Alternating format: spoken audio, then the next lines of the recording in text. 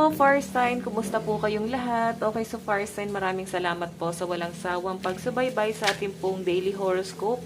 And paalala lang din guys na ang reading po natin ay general reading lamang. So take what resonate and leave what doesn't. Okay?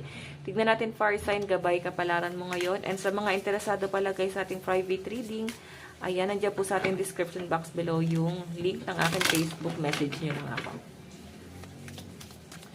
Okay. Fire sign, Aries, Leo, Sagittarius, gabay kapalaran. Meron tayong 6 of spade. Okay. Meron tayong ace of heart. And 4 of flower. Okay, ayan. Di ba kasya? Pasensya na guys sa mga sasakyan, no? Okay, yung mga ano kasi, may pumapasok na eskwela na, no?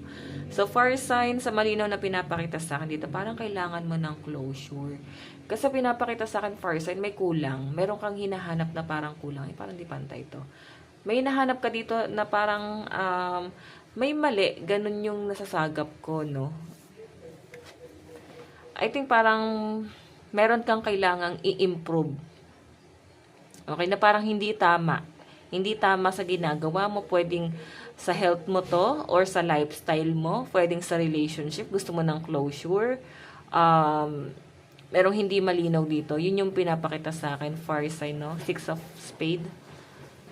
Parang kailangan meron daw pong i-workout. Okay? Siguro ito ay patungkol sa betrayal, sa mga hindi magagandang na-experience ng mga fire sign like trauma. Parang kailangan nyo guys maliwanagan. Okay? Yung iba naman sa inyo guys, parang kahit peace of mind na lang. Kasi kahit maliwanagan pa kayo or i-explain sa inyo yung bagay na yung fire sign, parang ano mas parang nangyari na yung nangyari. Nasaktan ka na. Nandun na sa point na nawala na yung tiwala mo. So, fire sign, ace of heart kasi, I think mas gusto mo na lang guys ng peace of mind mo. Ayan, no, parang nangyari na yung nangyari. So, hayaan na natin yun. 7 of cups. So, I think yung iba sa inyo, meron kang ibang mas pinagtutuunan ng pansin. Kesa malugmok dun sa bagay na yun, parang mas nag-iisip ng, ng plano yung mga fire sign kung paano kayo guys mag-i-improve or kung paano nyo pa guys i-enhance yung sarili. Like, kailangan hindi ka lang mai-stuck doon. Kailangan makahanap ka ng mga bagong libangan, no? So, nakikita ko sa mga fire sign, parang grabe na yung sakit. Parang ang dami nang nanakit sa inyo, fire sign. Okay, kaya nga nandito yung, 7 of cups, tapos nandito pa yung ace of cups. Ace of cups. Ace of spade, no? Okay, nandun ka sa point na nililibang nyo na lang yung sarili nyo, no? Kahit pa paano, nakakahanap ka pa rin ng paraan para ma-distract. Like, hindi ka maging parang hindi malugmok. So, nakikita ko sa inyo guys, parang naging emotional ka, pero parang mabilis lang guys yun mawawala. Okay? So, yun yung nasasagap ko dito. Fire sign, tignan pa natin guys. I think ang dami na guys pinagdaanan ng mga fire sign. Grabe, no? Sa dami ng pinagdaanan nyo, hindi talaga naging maganda yung experience nyo. Nagdulot siya guys ng matinding stress or trauma talaga sa inyo na every time na natitrigger ka, hindi mo maiwasan na sumabog. Like, hindi mo na nakokontrol kung paano ka magsalita. Masakit talaga, fire sign, no? Masakit ka rin magsalita. Yun nga is dahil nga sa naranasan mong trauma. Okay, na parang hanggang ngayon hindi ka pa rin, guys, maka-move forward, no? Okay? Tignan pa natin fire sign, Aries, Leo, Sagittarius. Meron po tayong, ayun, no? Trauma to, fire sign. Trauma yung nakikita ko sa inyo. So, I think yung iba sa inyo, may problema talaga sa health. Yung iba sa inyo, pwedeng may insomnia, nahihirapan kayo matulog. Or yung iba sa inyo dahil sa stress, sobrang pag-overthink. So, pag nakaramdam ka na ng antok, siguro itulog nyo na guys. Okay? Kasi, pag nawala pa yun at parang nagising talaga yung diwa mo, baka hindi ka na talaga guys makatulog. 8 of swords kasi yung pinapakita sa akin. Yung iba sa inyo dito, pwedeng literal, pwedeng sa buhay talaga, no, na pag-mirror, pwedeng merong isang tao dito na parang napaka-unfair nitong taong to. So, I think, nagmi-mirror ka sa taong yon.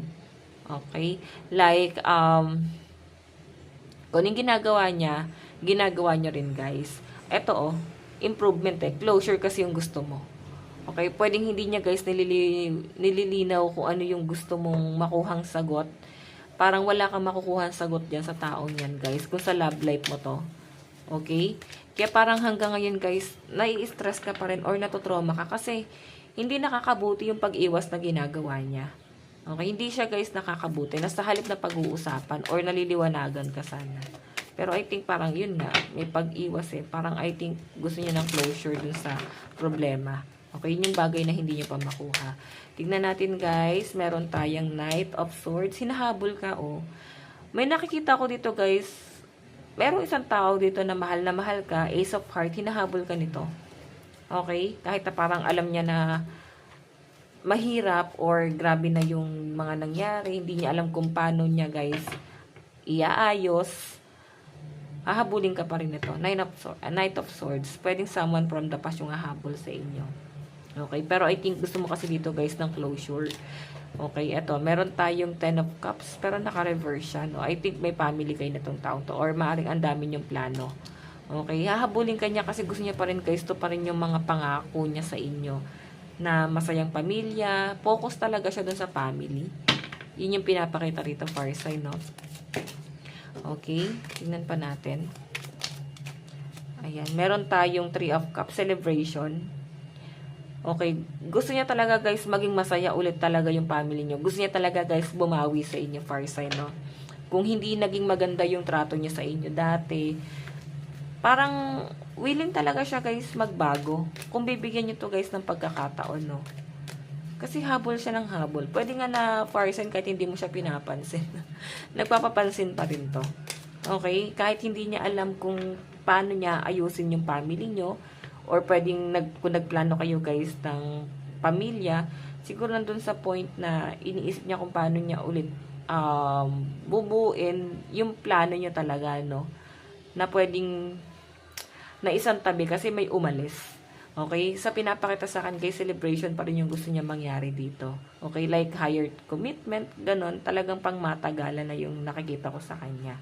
Okay? Nandun talaga, guys, yung passion. Feeling niya kasi, guys, ano kayo parang partner talaga kayo or magi-improve talaga kayo together. Ganun kanya, guys, tignan na parang siguro pag magkasama kayo, magiging ano kayo, parang successful.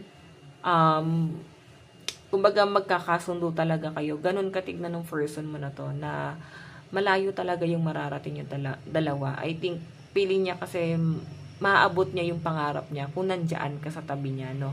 So, maaaring magkaroon siya, guys, ng frustration, matinding frustration or depression, stress pag lumalayo ka. Pwedeng nararamdaman niya kasi yung paglayo mo rito. Okay, kaya parang hahabulin ka niya, no? Na parang gusto niya pa rin, guys, itama.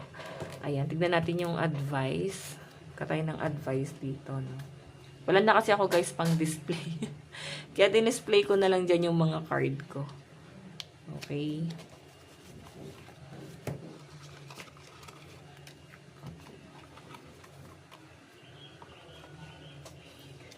Fire sign advice po.